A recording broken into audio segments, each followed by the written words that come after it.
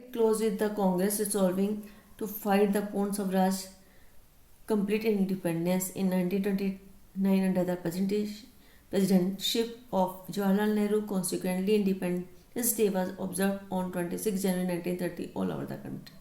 इस दशक की समाप्ति पूर्ण स्वराज की प्राप्ति के साथ हुई। 1929 में जवाहरलाल नेहरू जी के नेतृत्व में इंडिपेंडेंस डे को मनाने की घोषणा की गई, जो कि 26 जनवरी 1930 में इस पूरे देश में मनाया गया।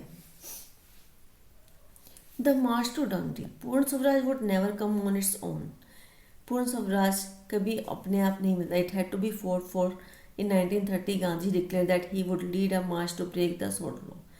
इसके लिए 1930 में उन्होंने कहा हमें लड़ना पड़ेगा। उन गांधी ने सोल्ट लॉ के लिए एक यात्रा की घोषणा की। According to this law the state had a monopoly on the manufacture and sale of salt. इस सॉल्ट लॉ के अकॉर्डिंग अब ब्रिटिश गवर्नमेंट के पास एकाधिकार था कि वो सॉल्ट को बनाएंगे और बेचेंगे। महात्मा गांधी और उनके नेशनलिस्ट ने कहा कि ये एक अत्याचार है सॉल्ट के ऊपर टैक्स लगाना, जो कि एक फूड आइटम की एक एसेंशियल थिंग है जिसके बिना खाना नहीं बन सकता। इसलिए उन्होंने सॉल्ट मार्च निकालने का निर्णय लिया, जिसमें सभी लोगों ने उनका साथ दिया। इसमें कोई रिच और पुअर नेता सभी लोगों ने मिलकर गांधी जी का साथ दिया। Gandhi ji and his followers marched for 240 miles from Sabarmati to the coastal town of Dandi. Gandhi ji और उनके अनुयायियों ने 240 मील की यात्रा की साबरमती आश्रम से दांडी तक।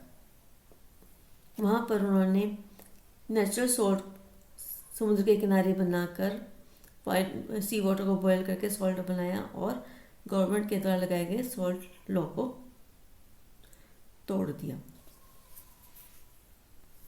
Peasant, tribals and women participated in large numbers of business. Federation published a pamphlet on the salt issue. The government tried to crush and movement through brutal action against peaceful Satyagrahi. Thousands were sent to jail. किसानों, tribal people और महिलाओं ने इस movement में बढ़ चढ़कर भाग लिया।